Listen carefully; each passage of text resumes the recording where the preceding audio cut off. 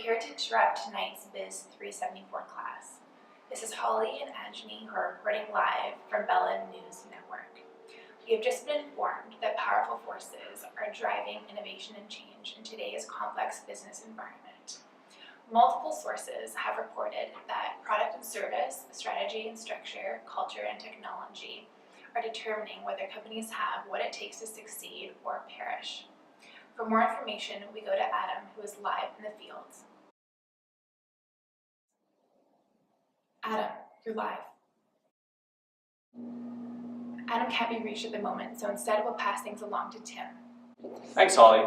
I'm here at the 40th Sport and Health Institute, a $61 million state-of-the-art facility here in Burnaby, BC that's hosted training camps for the Toronto Raptors and the Canadian women's national soccer team.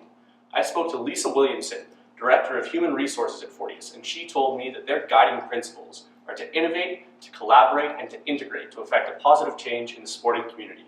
As a young organization, Lisa says that things are constantly changing. They're constantly revising, rewriting, rethinking their jobs, policies, procedures, rate structures, the list goes on. In addition, their goal is to bring in the best of the best in sports medicine and from the administrative side so that they can innovate and collaborate amongst each other.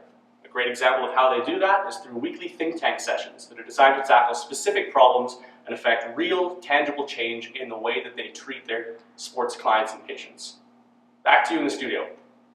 Thanks, Tim.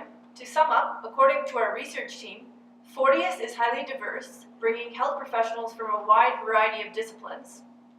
The technical core innovates from the bottom up, and the think tank sessions are great examples of venture teams. Now we will be joining Lauren in Whistler. Whistler FM is a new independent radio station that is constantly adapting to change. They broadcast a variation of what they call adult album alternative and make sure that everyone in Whistler has a voice. As the entrepreneurial startup continues to grow, innovation begins at the technical core. Rob Wilson, station manager and owner, says that change happens every day. It is a continual process. Whistler FM has used technology as a tool to make the radio station accessible online worldwide. The current largest streaming nation is Indonesia. The radio station has also implemented technology to explore new opportunities for the visually impaired. They have incorporated a braille board for DJs. As Rob quotes, "For the blind, radio is like their TV." He has also mentioned that they are located on the first floor and wheelchair accessible.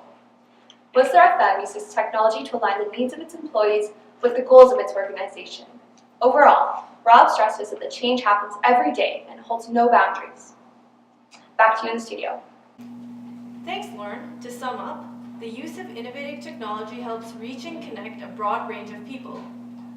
Also, the company has an organic structure, much like Fortius. So far, we have looked at companies that have organic structures and are young. Next, we will be hearing from Julene in Edmonton, who will be interviewing a much mature organization. Thanks, guys. I'm here in Edmonton, Alberta with North Caribou Air, which is a small private airline. So I spoke to Paulette Buckley, who is the Edmonton-based manager, and she identified two core processes. The two cores are the operational side, which deals with the aircraft, and the human resource side, which deals with the large amount of employees. Operationally, innovation is very difficult because the airline industry is highly regulated. When innovation does happen, it happens over a longer period of time. For North Caribou, this innovation is driven by market pressure from consumers and from their competition. So the human resource side of North Caribou innovates on a more continuous stream, specifically focusing on what works and what doesn't work with having the power in numbers. In the past year, to increase employee engagement, North Caribou has implemented the scholarship program for employees as well as the team sponsorship program. So back to you in the studio now.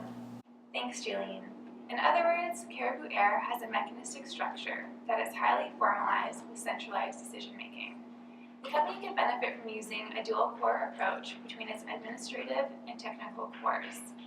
Since the airline industry is highly regulated, change occurs on an incremental basis. To sum up, we showed you how 3 different organizations respond to innovation and change in the environment. Although implementation can be difficult and scary at times, right, Adam? Strong leadership and collaboration help build organizational-wide commitment. Thanks for tuning in to Bella News Network tonight, and we'll see you again.